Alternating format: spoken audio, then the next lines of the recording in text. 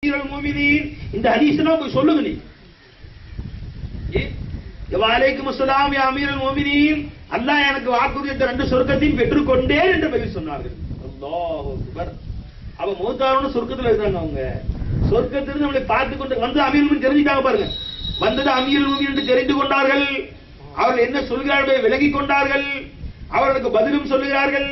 இப்ப நாம அஸ்ஸலாமு அலைக்கும் சொல்லுகிறோமே, உள்ள இருந்து பதில் சொல்றாங்க. யாரு? எல்லா மகான்களும் சொல்றாங்க. சாதாரண மூமினான கபரிஸ்தான் அடக்கப்பட்டு எல்லா மூமின்களும் ஜவாப் சொல்றார்கள். பெருமானார் சொன்னாங்க ஸல்லல்லாஹு அலைஹி வஸல்லம், நீ கபரிஸ்தானுக்கு போனா என்ன சொல்லுங்க? அஸ்ஸலாமு அலைக்கும் தார கௌமி முஃமினீன் இன்னக்கும் ஸலஃபுன் வ இன்னா ஹலஃபுன் வ இன்னா இன்ஷா அல்லாஹ் பிக்கும் லாஹிகூன். இது சொல்லும்படி பெருமானார் கற்றுக் கொடுத்த துஆ.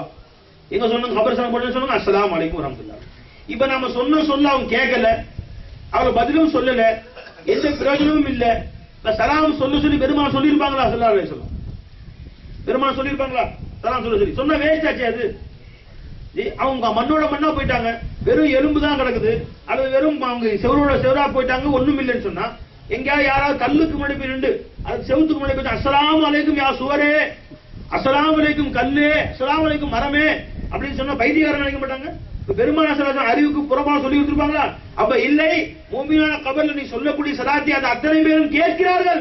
உங்கள் சலாமால் அவருக்கு நன்மை ஏற்படுகிறது சொன்னாங்க பெருமானார் சொன்னார். போய் சலாம் சொல்லுங்கள். எப்படி உலகில் நன்மை எழுதப்படுகிறதோ அதே மாதிரி நீங்க போய் கபர்ல சலாம் சொன்ன நன்மை எழுதப்படுகிறது. அவர்களும் திரும்ப பதில் சொல்லுகிறார்கள்.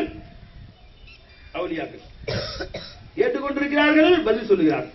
அன்பர்களே, இன்னொரு ஹதீஸ் இதே மாதிரி உமர் ரலியல்லாஹு தஆலா அவர்கள் பகியுல் கர்கத் என்ற ஒரு தோட்டத்துக்கு செல்கிறார். எங்க போறாங்க? பகியுல் கர்கத். இந்த ஹதீஸ் கன்சுல் உம்மால வருது. இப்னு அபி துன்யா அவர்கள் தங்கள் கிதாபில் எழுதியிருக்கிறார். கன்சுல் உம்மால் மிக பிரபலமான ஹதீஸ் கிதாப். பகியுல் கர்கத் என்ற கபரிஸ்தானுக்கு உமர் ரலியல்லாஹு போனார்கள். அங்கிருந்து அனைத்து கபர்களையும் பார்த்து கேட்டார்கள், அஸ்ஸலாமு அலைக்கும் ஜி வ இன்னா கபரனா, நிச்சயமான என்னுடைய செய்தி எங்களுடைய செய்தி சொல்கிறேன் கேட்டுக்கொள்ளுங்கள். நீங்கள் எல்லாம் மரணித்து மன்னரில் வைக்கப்பட்ட பின்பு உங்கள் மனைவிமார்கள் எல்லாம் வேற ஒருத்தரை கல்யாணம் முடித்துக் கொண்டார்கள். உமர் நாயகம் பேசுறாங்க உங்கள்கிட்ட. உங்கள் மனைவிமார்களை இன்னொரு திருமணம் செய்து கொண்டார்கள்.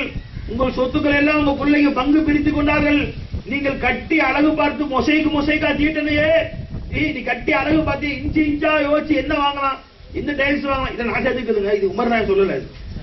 இதை எந்த பைப் போடலாம், மேல என்ன போடலாம், சீலிங்ல என்ன போடலாம், என்ன பெயிண்ட் அடிக்கலாம், இந்த கலர் பெயிண்ட் அந்த கலர், இன்ச்சு இன்ச்சா அழகு பார்த்து கட்டி கபருக்கு போய் சேர்ந்தாங்க. உனக்கு அந்த மண்ணை கொடுத்துட்டானுங்க. அந்த வீட்டை விட்டு விட்டார்கள்.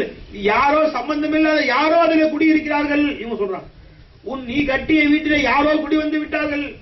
உன்னுடைய அன்பு மனைவி இப்ப யாரோ கட்டி கொண்டார்கள்.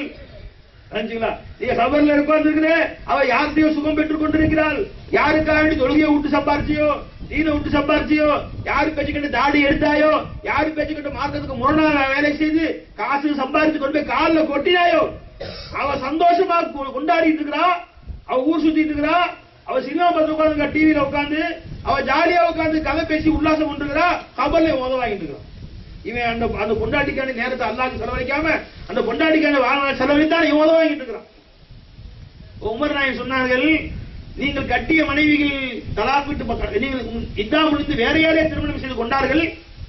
உங்களுடைய காசு பணங்கள் எல்லாம் பிள்ளைகள் சந்தோஷமாக கொண்டாடி கொண்டிருக்கிறார்கள். எடுத்து அவர்கள் பிரித்துக் கொண்டார்கள். உங்கள் வீடுகளில் யாரோ குடி வந்து விட்டார்கள். இதான் எங்க செய்தி, உங்க செய்தி என்னன்னு கேட்டார்.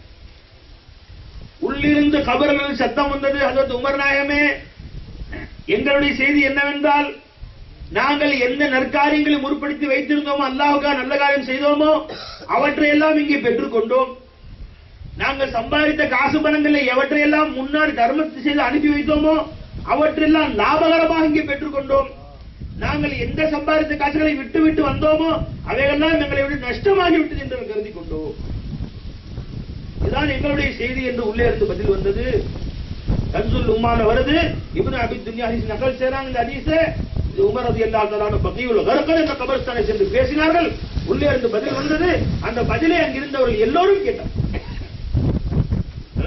என்ன சொன்னாங்க? 10 லட்சம் சம்பாதிக்கிறான், தர்மம் 10 காசு இங்க மாட்டா கபருக்கு போய் சேர்ந்துடுறான். கஷ்டப்பட்டு சம்பாதிச்சது இவன் பையன் கையில வந்துரு. அவனோட மத்தியத்துக்கு 1 லட்ச ரூபாய் காசு தூக்கி கொடுக்குறான். இப்ப நாமெல்லாம் அவனுக்கு சவாப் இல்ல அவனுக்கு 1 லட்சம் சம்பாதிச்சது அவன் சொர்க்கத்தில் ஊடு கட்டிட்டான். அவன் 1 லட்ச ரூபாய் கொடுத்து அப்ப நன்மை பெற்றுக் கொண்டது அவன். நன்மை பெற்றுக் கொண்டது எவ்வளவு வாரிசுகள் பெற்றுக் கொண்டார்கள். கஷ்டப்பட்டு உயிரை விட்டது இவன். எவ்வளவு பெரிய அநீதி பாத்தீங்களா? அப்ப நம்ம காசுகளை அதுக்குன்னு கொண்டா எல்லா காசையும் தான தரம் பண்ணிட்டு உள்ள குட்டிகளை விட்டு போகாதன்னு சொல்லல யாரும். மனைவி மக்களுக்கு எதையும் கொடுத்துட்டு போகாத, எல்லாமே தர்மம் பண்ணிட்டு நீ போன்னு சொல்ல வரவில்லை அன்பர்களே, பெரியார்களே. புரிஞ்சுங்களா? இறைவனுக்காக செலவழிக்காது எல்லாவற்றையும் நமக்காக வேண்டி செலவழித்து வாழ்க்கையை ஓட்டுகிறோமே, அல்லாஹ்வின் பக்கம் சிந்தனை இல்லாத வாழ்கிறோமே, நம்முடைய எல்லாமே நம்ம எப்படி வேஸ்ட் ஆக்கிறோம் சொல்லி கேட்டான் கபர்வாசி. அந்த மன்னரை வாசி என்ன சொன்னாங்க நண்பர்களே? நாங்கள் எதை நாங்கள் முன்கூட்டி அனுப்பி வைத்தோமோ அவற்றை தான் நாங்கள் பெற்றுக்கொண்டோம், எதை விட்டு விட்டு வந்தோமோ அவையெல்லாம் நஷ்டமானதாக பெற்றுக்கொண்டோம். இந்த ஹதீஸ் அன்பர்களே கன்சுல் உம்மால வருது. அன்பர்களே இன்னொரு ஹதீஸ் சொல்ற கேளுங்க. இது ஹஜ்ரத் அபூ நுஐம் ரலியல்லாஹு அன்ஹு ரிவாயத் செய்த தங்கள் கிதாபுல தாரீஹ் இப்னு சஅத் அவர்கள் ரிவாயத் செய்றாங்க. அதுல சல்மான் ஃபாரிசி ரலியல்லாஹு அன்ஹு அவர்களும் அப்துல்லாஹ் பின் ரவாஹா ரலியல்லாஹு அன்ஹு அவர்களும் பேசிக் கொண்டார்கள். நண்பர்களே இந்த செய்தியை நல்லா ஞாபகம் வச்சு. ஏன்னா இன்று எப்படி சொல்றாங்க இன்னைக்கு அவருடைய பேசிக்கே என்ன? அவுலியாக்கள் மறைந்து மண்ணோடு மண்ணா போயிட்டாங்க, ஒன்றுமே இல்லை. மரணத்துக்கு பின்பு வாழ்க்கை கிடையாது. கொஞ்சம் விட்டா மூத்தா போனா எல்லாரும் முடிஞ்சு போச்சு, இது மஷல்ல தான் என்று சொல்கிறார்கள். இஸ்லாத்தின் அடிப்படை கொள்கைக்கு மாற்றமா சொல்லக்கூடிய காலம் இது. அதனாலதான் இந்த ரிவாயத்தில் உங்களுக்கு நான் சொல்றேன், நல்லா மனசுல வச்சு நண்பர்களே, மரணத்துக்கு பின்பு நமக்கு வாழ்க்கை இருக்கு. நல்லடியார்களுக்கு அல்லாஹ் சுதந்திரமான வாழ்க்கை கொடுக்குறான். இல்ல நும்கா நௌமத்தில் அரூஸ், மணமகனை போல தூங்குன்னு சொல்லிடுறாங்களே, அவன் கபல தூக்கிட்டா இருப்பாங்க, என்ன சுதந்திரமா எங்கேயும் போறாங்கன்னு சொல்றீங்களே சில பேர்.